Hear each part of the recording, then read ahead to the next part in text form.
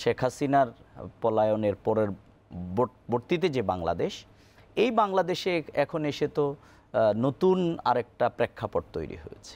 সেই প্রেক্ষাপটে এসে আজকে নতুন করে আলাপ আলোচনাটা শুরু হয়েছে এবং বিভিন্ন জোট তারা কে কোন দিকে যাবে সেগুলোর আলোচনা।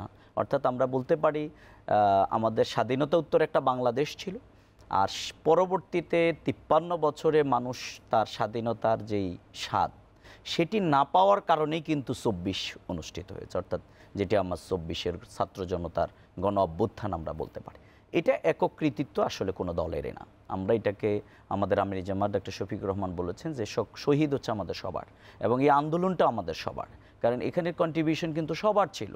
আলেম ওলামারা শহীদ হয়েছে, দল সাংবাদিকরা পর্যন্ত শহীদ হয়েছে, শিশু শহীদ হয়েছে, তারপরে এদেরকে কোথায় নেবেন?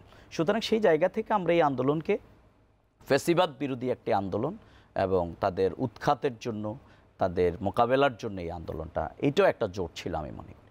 পরবর্তীতে এখন যেই ফ্যাসিবাদ পরবর্তী বাংলাদেশ, যদিও ফ্যাসিবাদ তার বিভিন্ন শাখা প্রশাখা নিয়ে, বিভিন্ন তরিকা নিয়ে, বিভিন্ন মুখোশ নিয়ে কিন্তু বিভিন্নভাবে আছে, প্রশাসনে আছে, কখনো আনসার লীগ, কখনো এইটা সেটা, আবার কখনো ছাত্রদের বিরুদ্ধে ঢুকে বিভিন্ন রকম পায়তারা করা হচ্ছে, সেগুলো আমরা সবই দেখতেছি।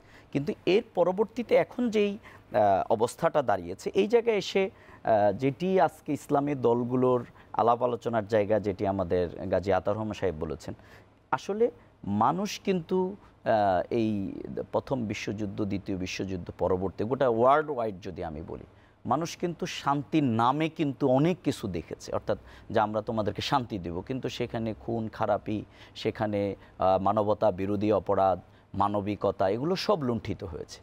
তার সেই প্রেক্ষাপটটাই 15 বছর বাংলাদেশে, এখানে খুন, গুম, ফাঁসি, নির্যাতন, দুর্নীতি, অপরাজনীতি সব হয়েছে। সুতরাং মানুষ কিন্তু এখন দেখতে চায় যে আসলে শান্তিটা কোথায়। এই শান্তির জায়গাটা আমরা কতটুকু মানে পারতেছি, তার থেকে বড় কথা হচ্ছে মানুষের একটা ন্যাশনাল একটা কনসেনসাস পিপলের আছে যে না, ধর্ম মানুষকে শান্তি দেয়, এখানে একটা নৈতিকতা আছে। সেই জায়গা থেকে আমরা মনে করছি যে মানুষের সম্ভবত এখন ইসলামী দলগুলোর প্রতি একটা আকর্ষণ এদেশের মানুষ ফিল করতেছে।